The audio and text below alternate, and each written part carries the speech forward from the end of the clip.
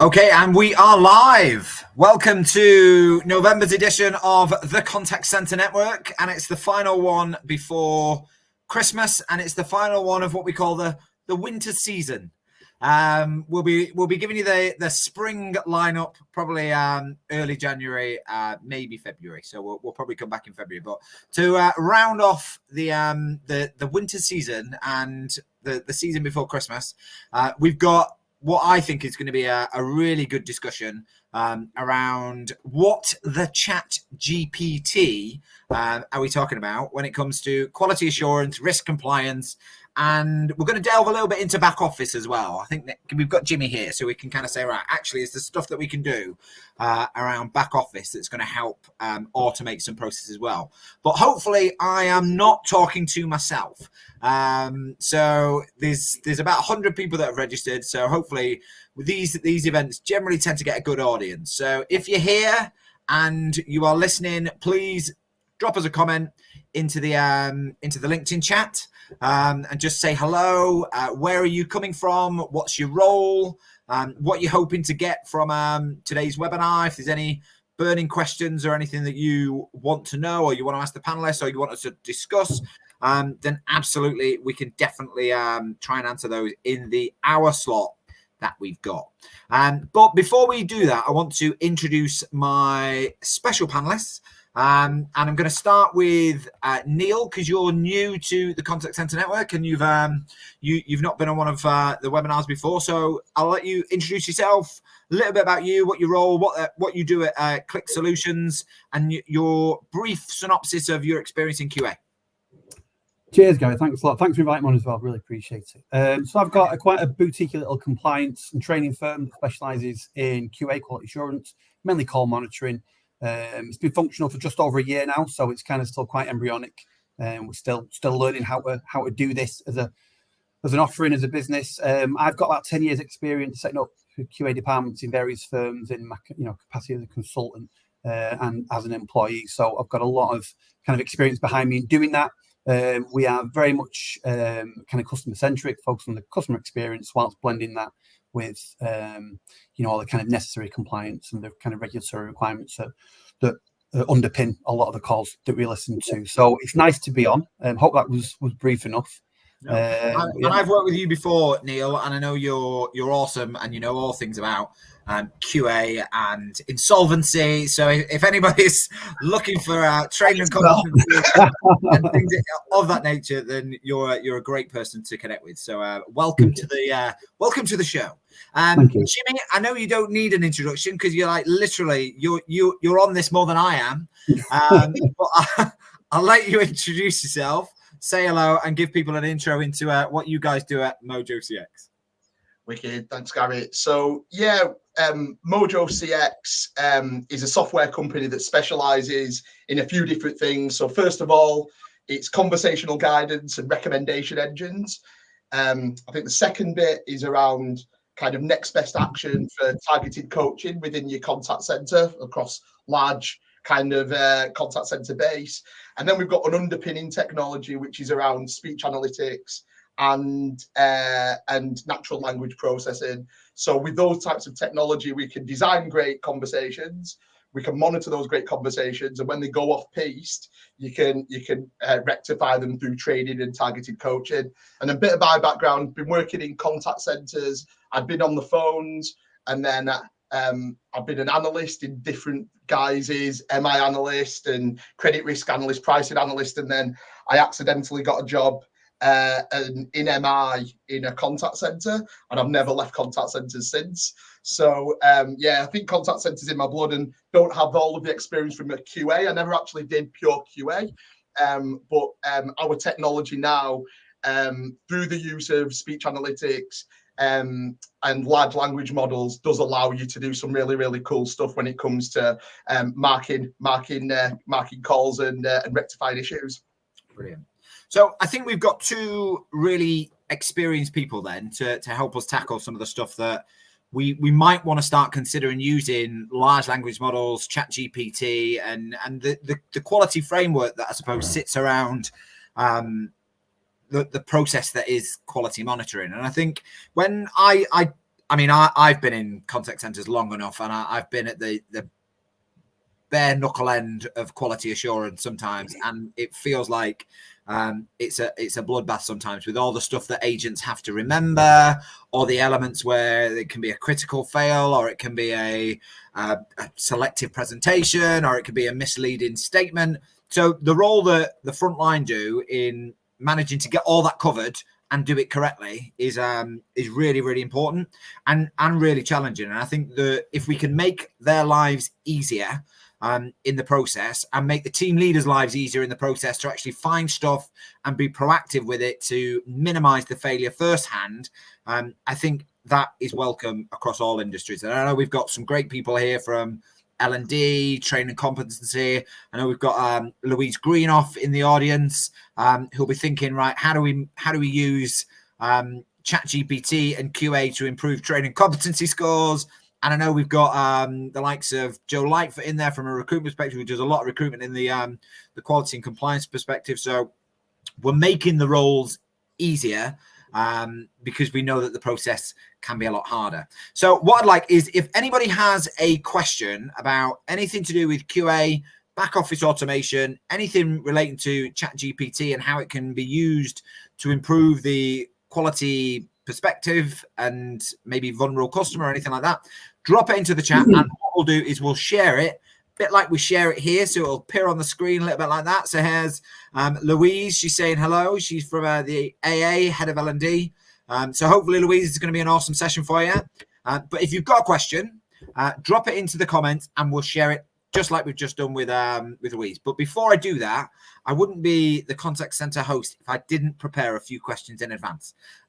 So I'm sure we're going to get lots of questions from everybody, but I have got a few questions that I've pre-prepared just to kind of start the juices flowing. And I might end up putting the clipboard down, guys. So if I go off piste and move from my questions, I apologize. Well, I don't apologize, honestly. It's the audience. It's all about the audience and what they want, not necessarily what we want. So first question I've got is, I suppose, thinking about how quality assurance is applied in the real world. Jimmy, from your perspective, what are you seeing in the market as to how Chat GPT is being utilized to enhance quality assurance in the contact centers? Yeah, so historically, what speech analytics is what we kind of specialize in.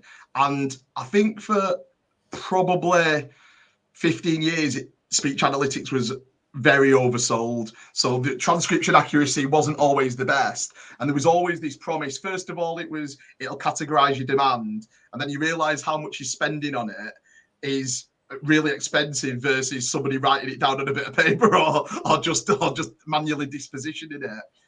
And then we very quickly got to kind of demand deflection elements and how you can push stuff to live chat. But then I definitely think that the industry kind of got taken over by, we can automate all of your QA, and QA and other back office functions. And, obviously it's just seen as kind of overhead, and I don't want to say a tick box exercise, but it's almost like a necessary evil. And just the ability to get through all of the call listing and stuff, it does drive the kind of wrong behaviors. The tail wags the dog. So you're getting towards the end of the month as a QA person.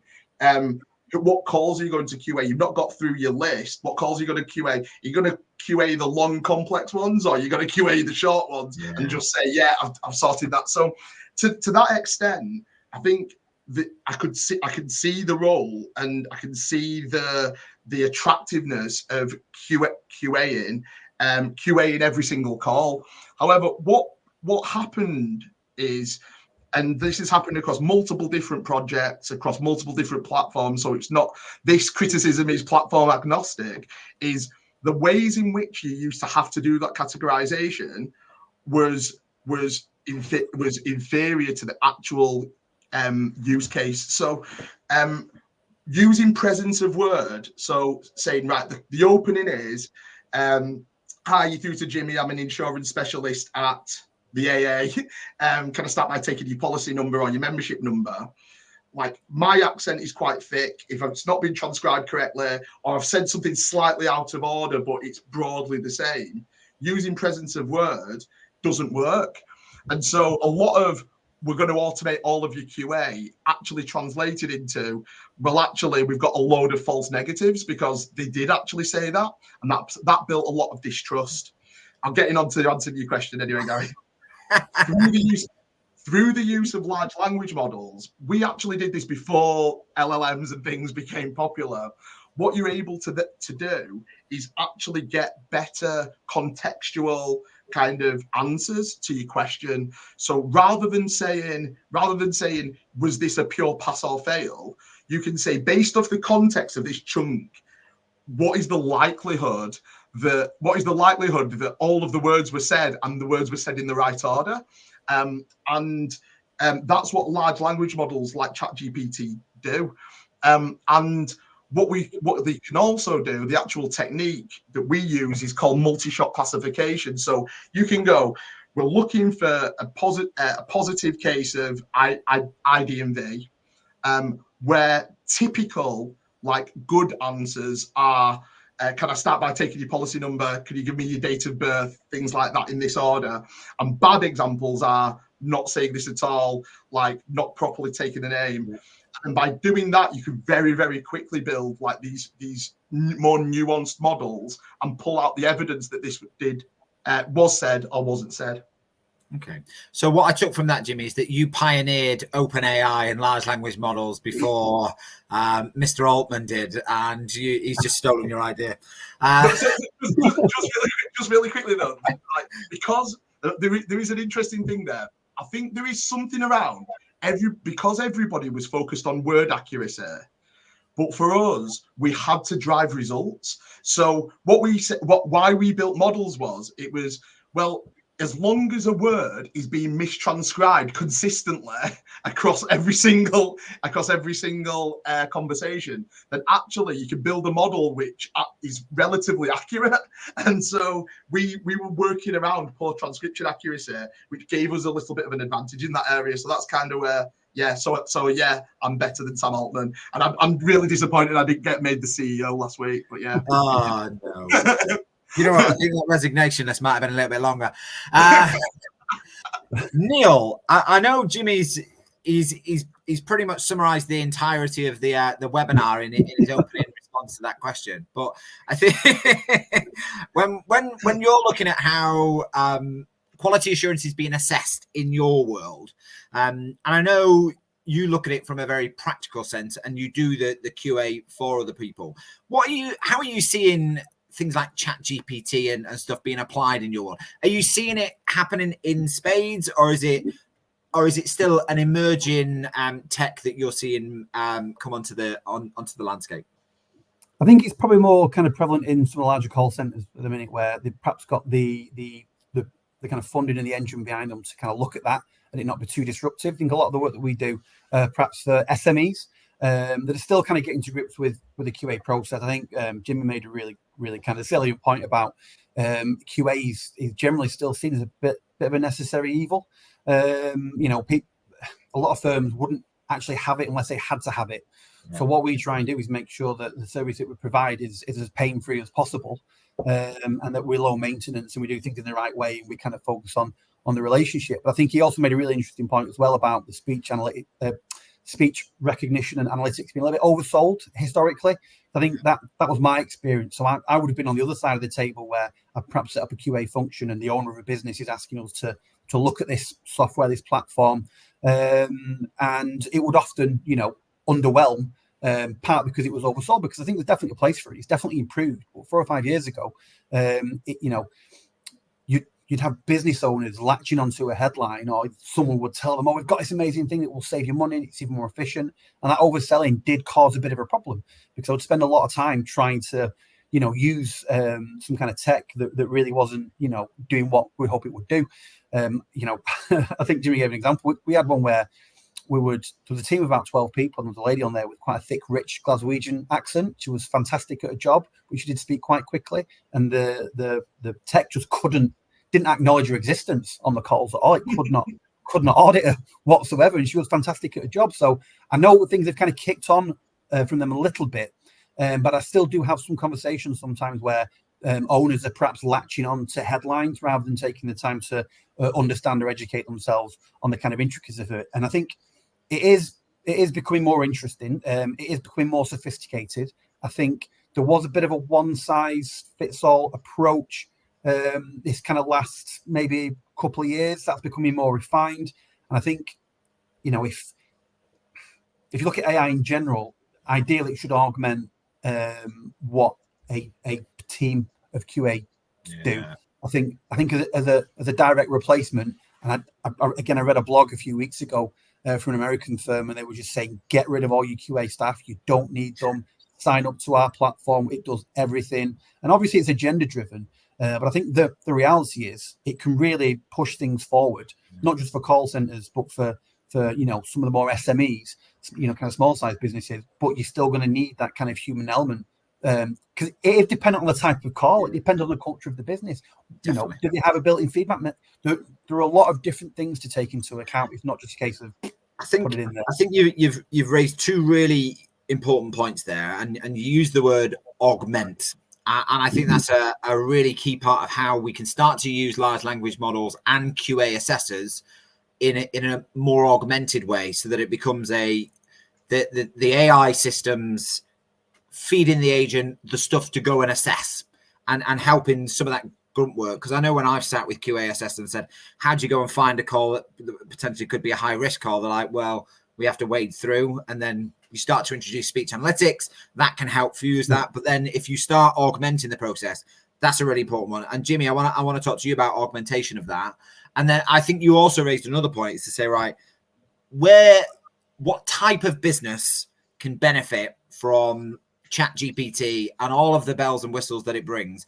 Does it have to be an enterprise business that has got thousands of pounds to spend on shiny new tech, or can it be an SME? And Jimmy, I know you've worked with a number of different types of organizations in creating some of these different ways to innovate with speech.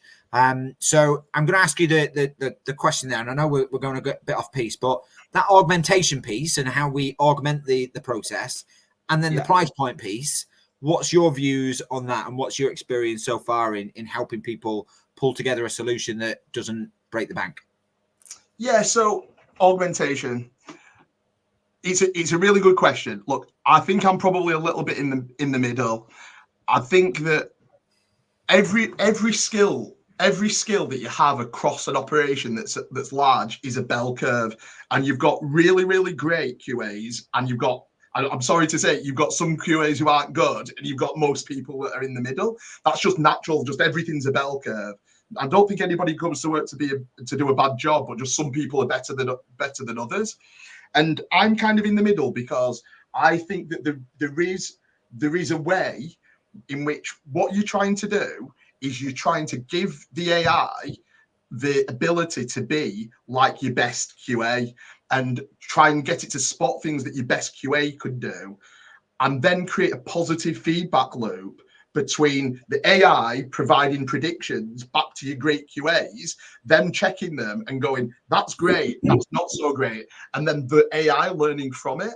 So it's a quite a harmonious human in the loop like process, where your QA team might go down by 20, 30, 40, 50%, but the 50% that you've got are the ones who can spot trends that an AI couldn't just off the bat, are empathetic and understand what the customer and the agents are saying, and then creating a feedback loop between the artificial intelligence and those great QAs that you've got left over, to create an overall better experience. And I think it's a better experience for the QAs, because they're doing something interesting and they're working with interesting technology. They're not just kind of manually marking stuff in Excel and things like that, and having a load of toil. And at the same time, your business is getting better, because you've got a really great mechanism between your humans and your computers.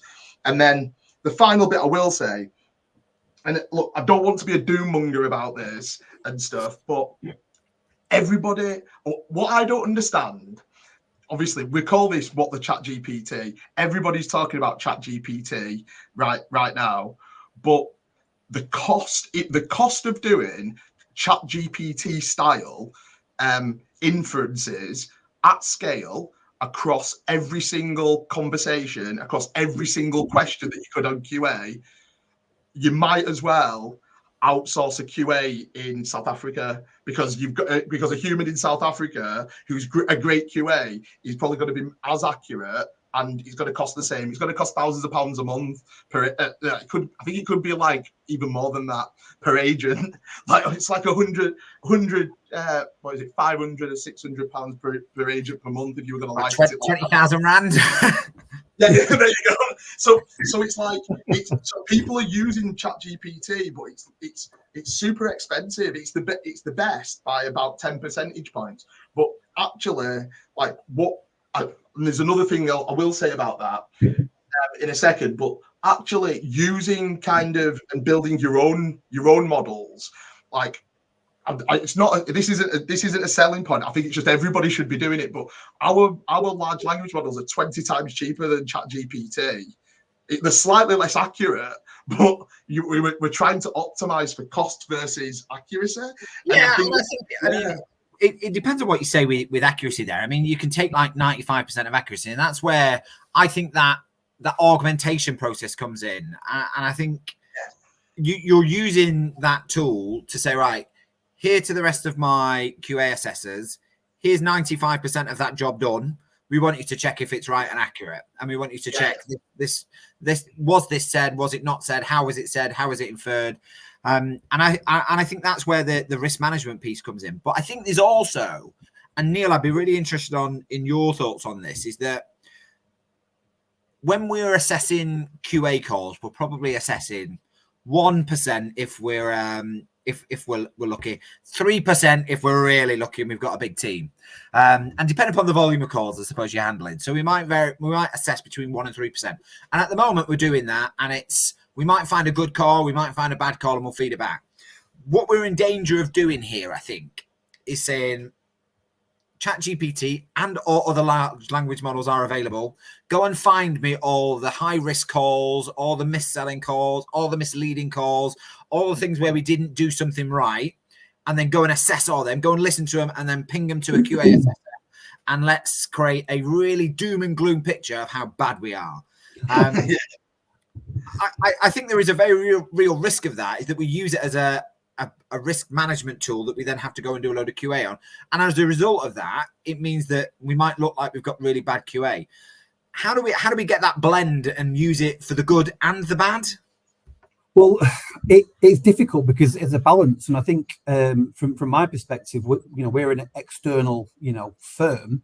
We're growing. We're now double figures as far as clients goes. A lot of the clients that we have are in the same or similar industries. Every single one wants a different version of our, kind of similar proposition. So we've got to be quite nimble in our approach and make sure that each one has a bespoke package. So one client might want 10% of a certain type of call auditing, which we can accommodate capacity wise. Another client might not want that.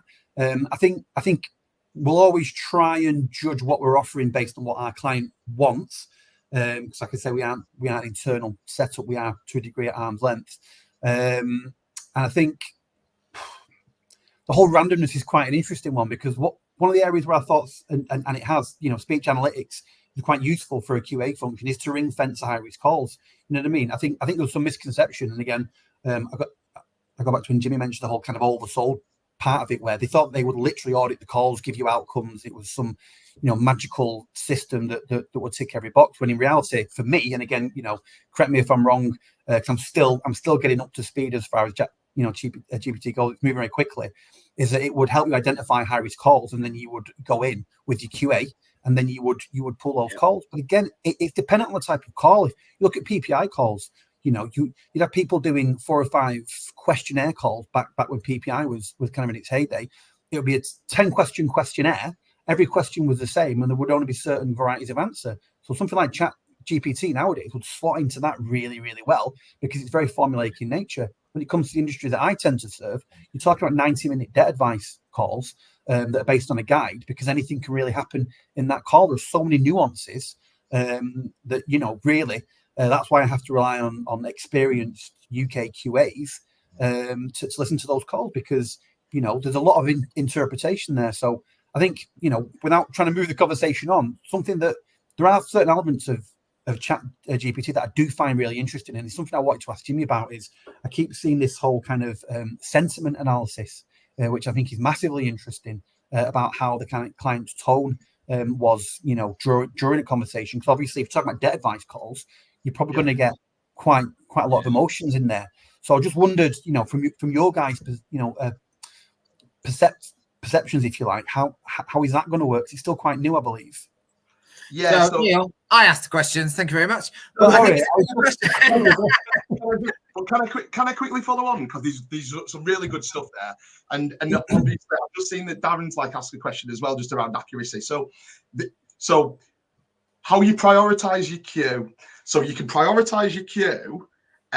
There we go. So you can prioritize your queue based on risk, but what you can also do is you understand how accurate your model is.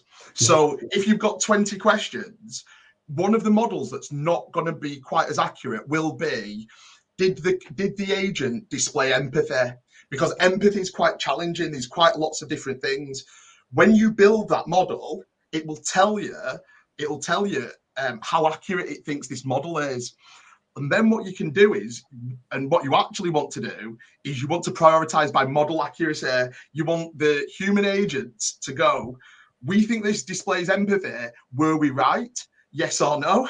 And if it's a no, then it feeds back to the model and it makes it more accurate.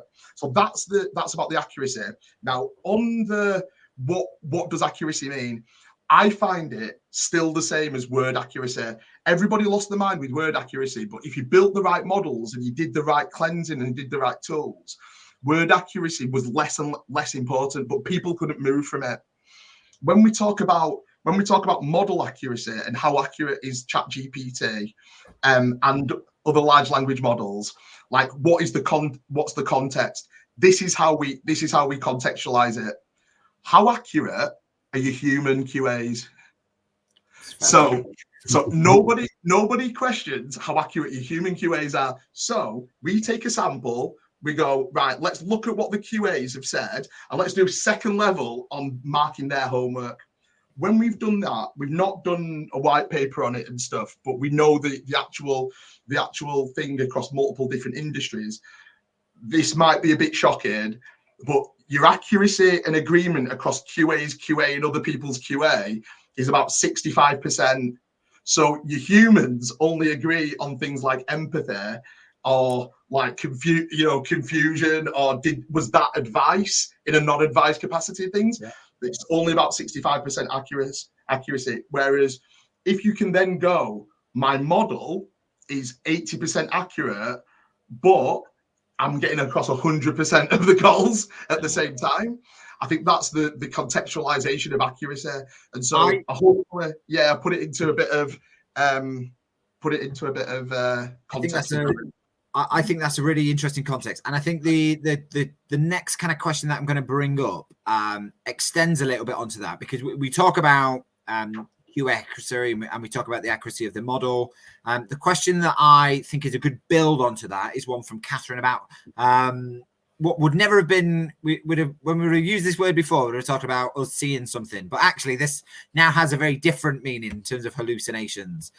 So Catherine's talked about, again, building on that accuracy theme, because I think that's where it's important here, is we want these large language models to give us an important and representative view of what's happening on a call and what's happening on a transaction.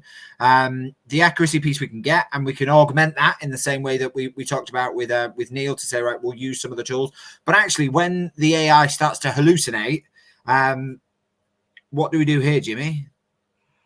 Hallucination. Yeah. I think I've just on this, I think Catherine's absolutely spot on. You've got to, the problem with pure play Chat GPT is it does just make stuff up, because it generally has to come up with answers.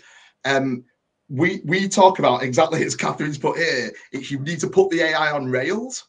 So what you have to do is you have to give the AI, train the large language model on business specific data, and give it effectively what's called what's the specific call? I'm just trying to think what OpenAI Chat GPT is specifically calling it, but effectively it's an autonomous agent. You're creating an autonomous agent with an AI that's trained on your business data, and you're giving it tasks to do, and it's got a very clear set of tasks and guardrails, as Catherine said, and that's why, you know, OpenAI very quickly, you've seen the latest release, the latest keynote a couple of weeks ago, that was like, this is how you build the models and this is how you give it tasks and things to do.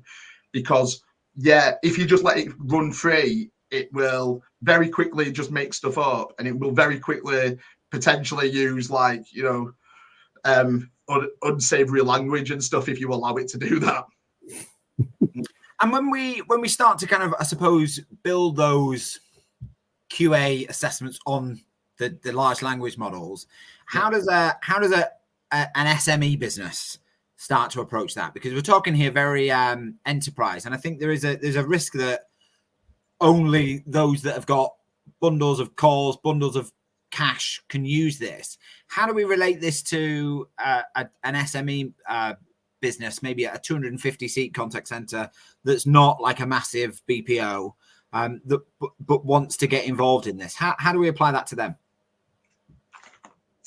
Do you want me to come to you on that, Jimmy? And then what I think would be useful is to get Neil's perspective around what types of organizations and what SMEs are using to kind of, I suppose, counteract that. Yeah, so it's never been to access this type of technology, and anybody who's telling you that you need to spend a bundle to do it is a liar. So just plain and simple. To give you an example, the main challenge that you have around for SMEs is documents. All of the policy and documents and scripts and everything is all over the place. Regulations, it's all over the place. But that is not an issue of the AI. That's an issue of what we call document ingestion. There are now very, very simple tools to ingest documents, PDFs, Word documents, things like that, and it puts it into something called a vector database. And once you've got all of that data and potentially all of your transcripts and stuff into a vector database, you can sit a large language model on it and you can ask it questions, as I think it was Catherine said, on guardrails. And to just bring that to life a little bit, we've been doing some very, very simple tests with some interns, some people who just kind of approached me and said, I want a job. So I've gone, document ingestion, I want you to build a chatbot, you've got a day. And I've said, you can get all of the data that you need from this person's website or this person's website, any publicly available website, but I want you to build a chatbot, and I want to be able to ask you questions. These are low-level people, like they've not even got the first job. I've given some of the toolkit.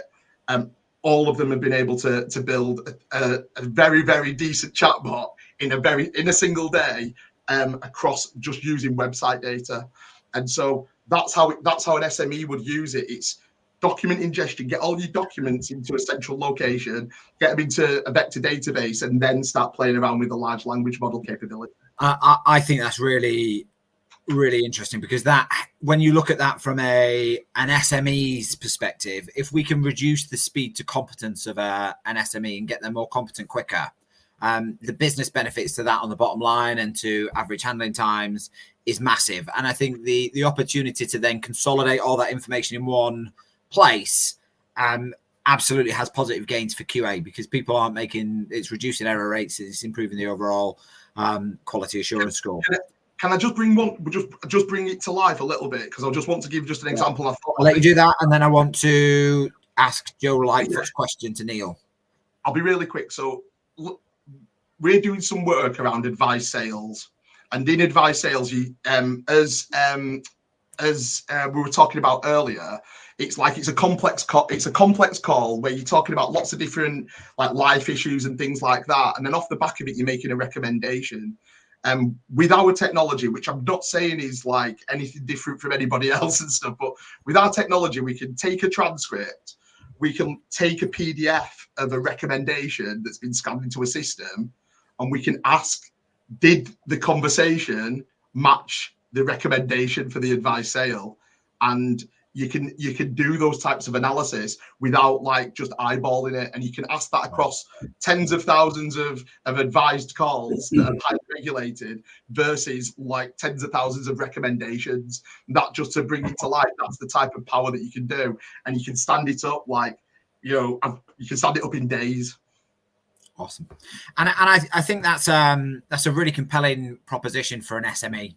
I think to be able to do that on an SME level, and get it in a place where we can start to get some quick wins out of it, I think is really important. And I think it then leads to this question, which is, say, if we can do all that stuff and we can improve quality, and we can provide access to data so that quality rates reduce, does it mean that Chat GPT is going to replace an agent? So, Neil, I know you're not necessarily using AI in your quality model at the moment, but it is on your roadmap for 2024. So maybe this is a question that you're being asked and that you're thinking of yourself. So do you believe that Chat GPT and AI will remove the requirement for resource? I think it has a potential to. I think Jim made a good point before about human error, and the more people that you have, the more it can kind of inconsistency. So from a QA perspective, my worst nightmare is having a team of 15 QAs, because you're judged on accuracy and it's just not possible to do it, and it's difficult to control. So that's why I think you always need a bit of a blend.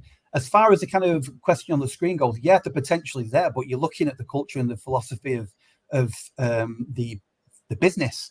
Again, I think there's misconceptions that the AI by itself is the answer. Speech analytics is the answer. It's not the case. It's as good as the data going in, as good as the people that are creating it, as good as the people that are using it. So again, it's about a blend. It's about putting those things together. It's taking your best people, and kind of making sure they collaborate with that AI in a good way. Because if you do have some kind of chatbot instead of an entry-level role, you're still going to have people monitoring the input and output of that to make sure the guardrails that you put in place are definitely there. And guardrails is one of the most difficult things when it comes to these kind of AI-based chatbots. So there's potential. Does it fit in with the culture? I mean, I don't know. A lot of entry-level jobs, it's the start of someone going in and progressing to something else. So if a firm wants to do that, yeah, the potential's there. They perhaps need to align what their expectations are and understand that it's ever developing and it should ever improve. But that's quite a big cultural step for a firm to remove entry-level jobs. So I think some of the points I'm trying to make slightly outside of, kind of outside of the chat GP, specifics, and think about culture, think about the philosophy and the values of your business, and recognize that, it's all about blend. It's all about augmentation and one thing complementing another. And if you get those things right, which is a great point you made before about accuracy, you need the best QAs having, the best version of AI in the right type of business culture that focuses on the right type of customer experience. So there are a number of facets to it. It's not kind of a yes or no. It's definitely not a silver bullet. Yeah, definitely. Can I just? There's just a few things here, because this is what I feel is really important. So like, it's the opposite way around, right? It's not entry-level jobs, it's tenured, experienced people, because you don't need the experience anymore, because an entry-level person could have AI virtual assistant popping up knowledge and automating screens and doing all of that navigation. So an entry-level person who's really enthusiastic and is not like been worn down by 2 or 3 years on the phones and stuff like that, and is empathetic and enthusiastic. So it's been proven with AI. Doctors who've been qualified for 10 years are worse than new doctors, because they just become all jaded and stuff. So I think that's important. Second bit, I think it's the back office roles that will be automated through the use of AI and reducing your back office overhead. So, you need less coaches if you can automate coaching, less QAs if you can automate QA. And look, I'm a data scientist. if you can put all of this bit together and get it into a central location, why do you need your team of 10 data engineers and 3 data scientists and a machine learning guy when a Chat GPT will do it? And final bit on outsourcing. One of the really interesting use cases is in real time translation. So how can you transcribe, translate, and then do text to speech on the other end? So you can outsource to a relatively cheap part of the world. You can have people in Mexico speaking Spanish to people in England speaking English, and they could be conversing with each other if you still wanted to have the human to human element, but you have AI controlling it in the middle. And you know what, Neil talked about sentiment analysis, and I think you just touched on it there again, sentiment and real-time support there, Jimmy. And I know from a sentiment analysis perspective, Neil, it would be great to be able to identify if a customer's in distress or vulnerable. If I was to ask you how you do that now in the QA monitoring, and then Jimmy, if I could fire the real-time element to you as a question, then we can get both perspectives. So how challenging is it as a QA monitoring business to identify those elements of sentiment and distress? And then how do we make that happen real time, Jimmy? So Neil, how are you doing it now? And then Jimmy, how do we make it work in real time? Well, things, a lot of the training that I do with firms, we can start to work with is vulnerable customer training. So I'll perhaps go in, do a couple of hours just to get it on the radar. Lots of firms do have it on because of FCA. Consumer duty is quite big, treating customers fairly. It is a massive focus. So fortunately, a lot of firms that we, do work with, we talk about debt advice firms where people are in financial distress. Lots of the calls are kind of featuring vulnerable customers. So there are mechanisms in the script, which means there are mechanisms in our scorecard. We use Value Agent, by the way, which is absolutely fantastic platform, to kind of help us produce a lot of data quickly that is patterned. And this is great for vulnerable customers because when our guys are listening out and they have experience of sometimes doing these calls previously, we do listen for those nuances, because I think if you've ever gone through vulnerable customer training, I've written policies on ways firms should attack this area. Customers don't always openly admit to it. We're quite a proud bunch of people in this country. You might ask specific questions surrounding that. You might say, no, absolutely, everything's fine. And then during the rest of the call, there might be little red flags that pop up where you're looking for an agent to maybe go, well, are you sure everything's okay? Because you did mention this.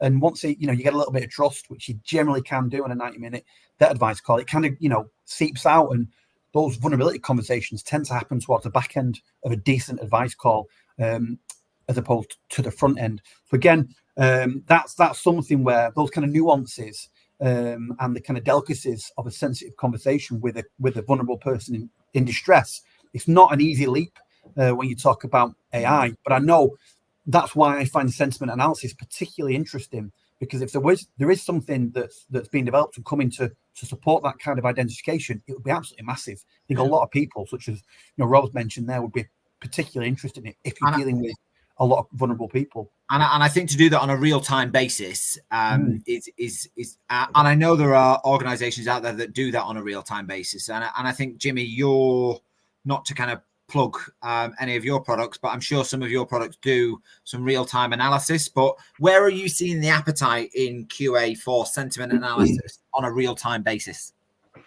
Yeah, so it's an interesting question.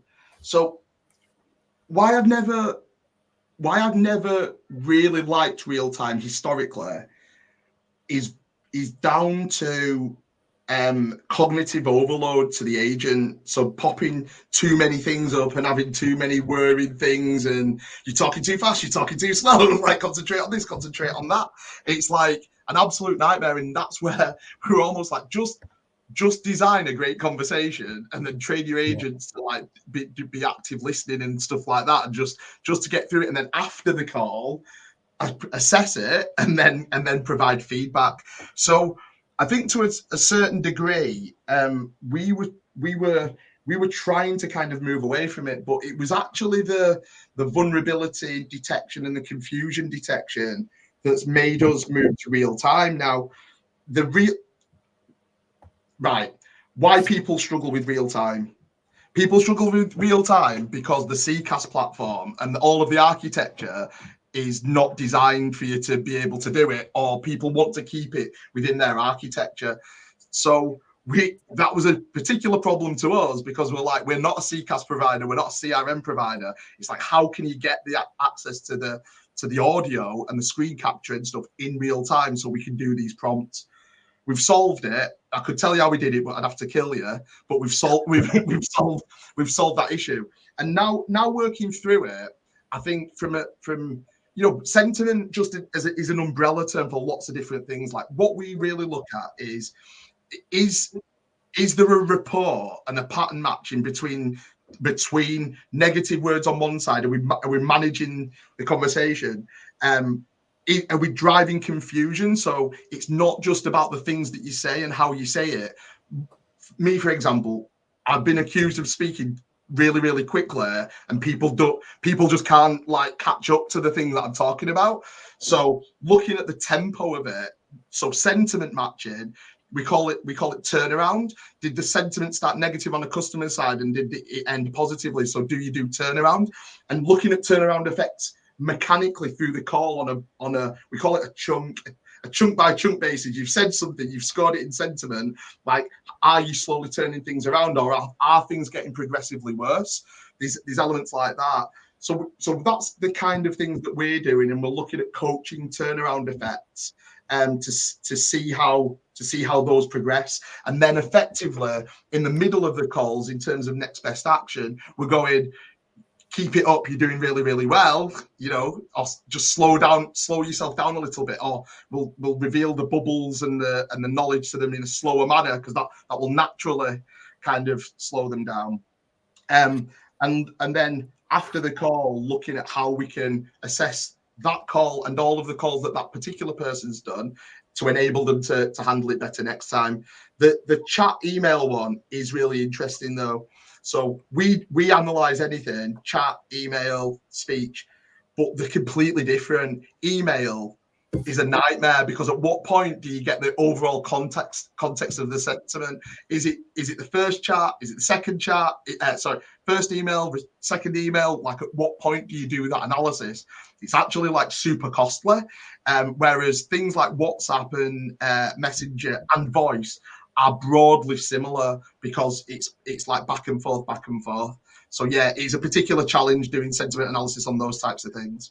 You know what? I think there's also, I mean, we've talked about sentiment here, we've talked about QA, and we've talked about QA a lot when it comes to the speech and the voice element of it. I suppose there is that QA piece where we can start to look at web chats, email responses, and that lends us nicely into some of the stuff that we see around automation in the back office end, and saying, right, actually we can QA the back office, but actually in QA in the back office we can also create some efficiency in that, actually by removing the need for a human to a certain extent, and making sure that QA is then done on a sign-off perspective rather than people crafting an AI checking to see if it's right. So Neil, from your perspective, how are you seeing QA evolve in the back office space?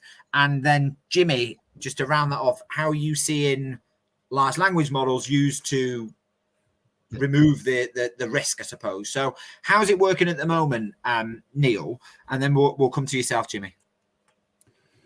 I think it's still very much in development. It's still very kind of fluid. There's a lot happening, very quickly. I'll be perfectly honest. I've learned loads listening to Jimmy. It's been really kind of useful for me. I've really enjoyed. Don't pick up his head more than it needs. No, it's been great, because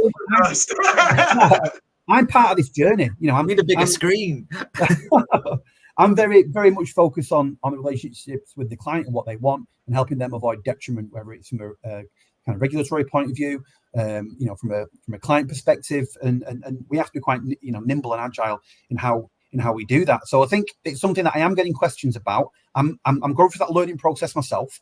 It's something that we are going to go big on. I think at the start of next year, I'll probably be tapping Jimmy after this, to be honest, just to get a bit more kind of insight from him. But I think a lot of it is to do with appetite. It can be a little bit confusing from the outside looking in. People don't exactly know what it is they would potentially be getting. I don't think on some of the smaller firms, SMEs, there's a tremendous amount of AI or Chat GPT being utilised at this moment in time, but there are eyes on it. So I think people are watching and waiting, and seeing if it becomes a little less cloudy, a little bit more accessible. And I think we'll probably see a big difference next year, because it's something that I'm going to get involved in and push with some of my clients. I say push, present and talk about, and hopefully have it as an option of what we do. And the idea is that you offer your clients a bit of a smorgasbord of your services, and they might say, "Oh, we're interested in that, but not this. We prefer it this way."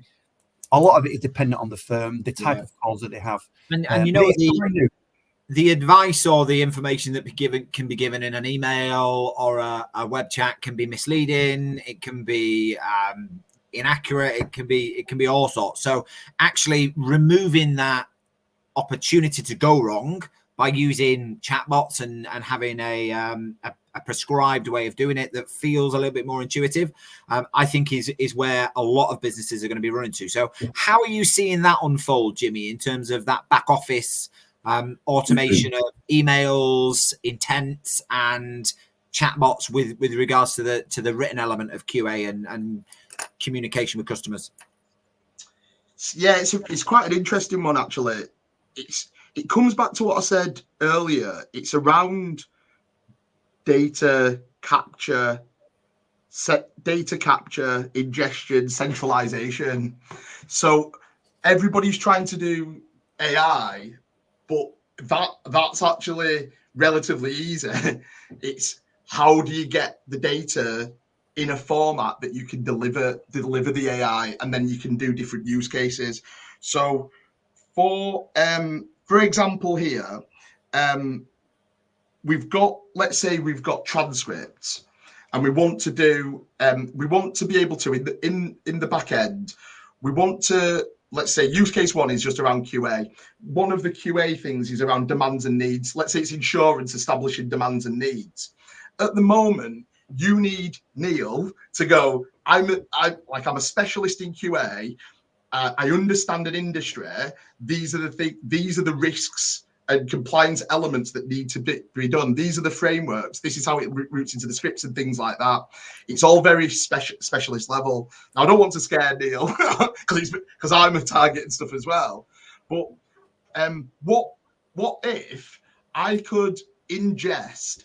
I could go to the regulator's website. I could scrape it, and I could pull in every single piece of documentation that it's published online, every white paper, analyze it, and then cross-reference it against my every single transcript, and then just ask it a question like, what proportion of my transcripts did not establish demands and needs prior to a sale? And you'll be surprised that can be done with relative ease now, through what I was talking about before. So I think that's one element. That's one element of it. And the second element that I find interesting is, once you've done that for, let's say, demands and needs, we've got maybe price walking, we've got treating customers fairly, TCF, all of these types of stuff.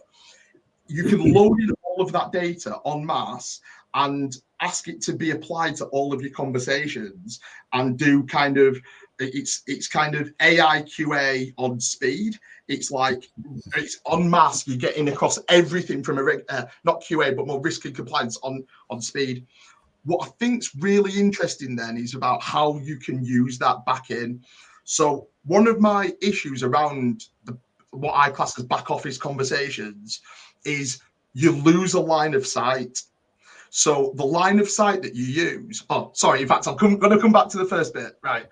So that use case, asking it a question. The second bit is the validity of what has been done. So if we've got an audio recording, and we hear that a customer has given their ID&V and the agent's asked for it, we could go tick. But with more advanced data capture, such as like screen recording or screen capture and window capture, we can go, you asked them for the ID&V details, they provided it, but were you actually in Salesforce at the time, like checking, or have you just gone, yeah, that sounds about right, how can I help you? So by those more advanced capture techniques, like you can really like hone in on the areas, the lines of sight that you don't get. And on those missing lines of sight, just going back to what I was going to say before, one of the things that I think that we really, really lose within contact centers, and people firmly disagree with me on this, is the coaching conversation and the training conversation. So we identify that an agent like has a need. You know, maybe the introductions are sloppy, or they're not good at framing a sales conversation, or you know they're not picking up on vulnerability cues and things like that. You then give them to a manager and you lose sight of it. You go, this person's got a need, but you lose sight. And so how we're using kind of our technology now is to automate the coaching conversations from a first line. Now, people hate that because it's like, no, it should be a human to human like conversation. But there's a couple of learnings from that. So first of all, by us automating the coaching conversation and saying this is specifically what the issue was, these were the examples, and this is how you can get better, either by direct feedback or go and listen to some people who are brilliant at this, right? So giving them training data from your role models within your business. By doing that, we can give direct feedback, but we've also got a line of sight. So we can then monitor, did Jimmy, who's rubbish at his call opening, actually listen to his look at his training, read his training? How long was he on the site? Did he listen to his role models? So you've got that data then to go, right, Jimmy's engaged with the training process, or Jimmy's just completely disengaged. Then the coach, your actual team leader and somebody can go, you've actually not logged in to do your training, so you don't know why you're not great. So go and do that. So that I think is like super, super important, is about not losing the line of sight and using the data ingestion in the AI to open up avenues which previously like we lose control of. Yeah. And you know what, I think we talk about Chat GPT and large language models helping us create QA solutions to improve the QA performance. I think the point that you're making there, Jimmy, and I think it's an absolutely fundamental one, is that we need to be training and supporting people from the outset so that they have positive QA experiences, so that they deliver good customer outcomes. And using tools like what you've just described there helps improve speed to competency. It helps improve the onboarding experience and that model office experience of people in the business, which then extends that tenure because people pass probation, and they pass probation on a more competent basis. The one question that I did want to ask, and I think this is a really interesting one, it's probably the last one that we've got opportunity for, is actually Catherine Simons Porter takes this right back to the inception of recruitment, and she says this one, which I think is really interesting. What is the view that actually AI should help talent teams screen for emotional intelligence competence at the time of hiring, as well as on the job skills, rather than AI trying to demonstrate ownership or show empathy? Should AI not solve the issue right at the front? So can we be using AI in the screening and the recruitment and the selection process? And I can hear Joe Lightfoot screaming at his TV or his laptop as we say this. Should we be using that in the inception process of recruits to get a better quality of candidate that is going to help overall quality outcomes anyway? Neil, I'll take your view, and then Jimmy will round off with you. Neil, what's your perspective? That is a great question, one I do not feel equipped to answer. So I will give you my take on it. I mean, I'm very open-minded about what AI can do. And I think a lot of the things that Jimmy said last answer, I was on board with everything from a kind of feedback mechanism kind of point of view. But again, I think, emotional intelligence, it's very difficult to measure. It's kind of an intangible, really. I do a lot of work with corporate empathy and instilling empathy in kind of, businesses, and letting it to kind of bleed into the front line.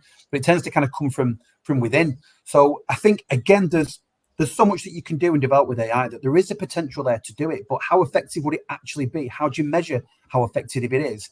And what is your kind of take on what emotional intelligence is? So again, I think if you're blending that with a person who can pick up on the relevant cues when it comes to emotional intelligence, let's be honest, some people can't.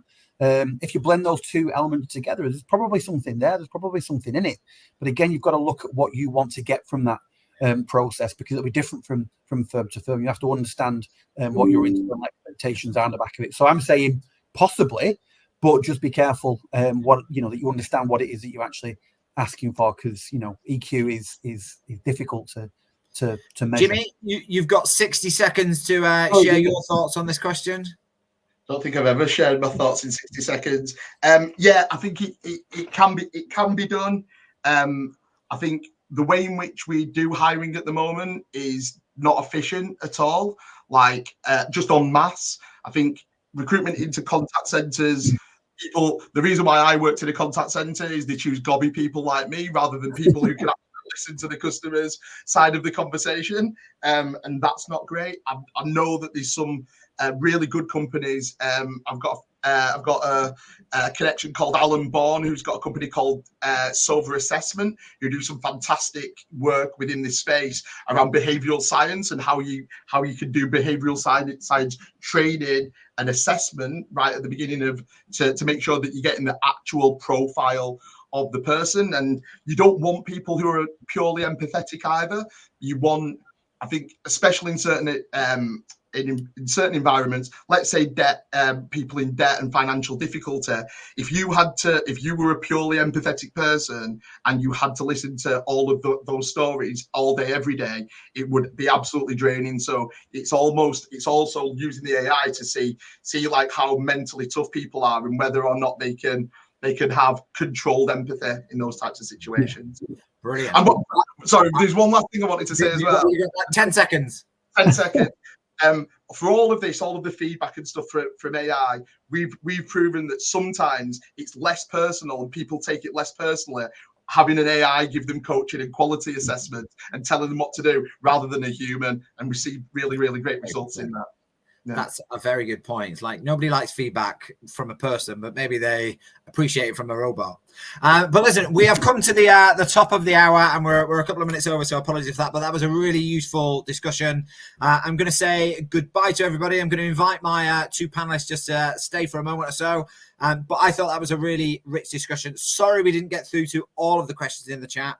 If you do want to reach out to either me, Jimmy, and/or Neil, connect with us on LinkedIn and feel free to send us a message and say hello. I'm sure they've got lots more to say than what we've crammed into this last 60 minutes. But have a great end of the week, folks, and take care and have a very Merry Christmas. Bye-bye. Cheers. Thank you.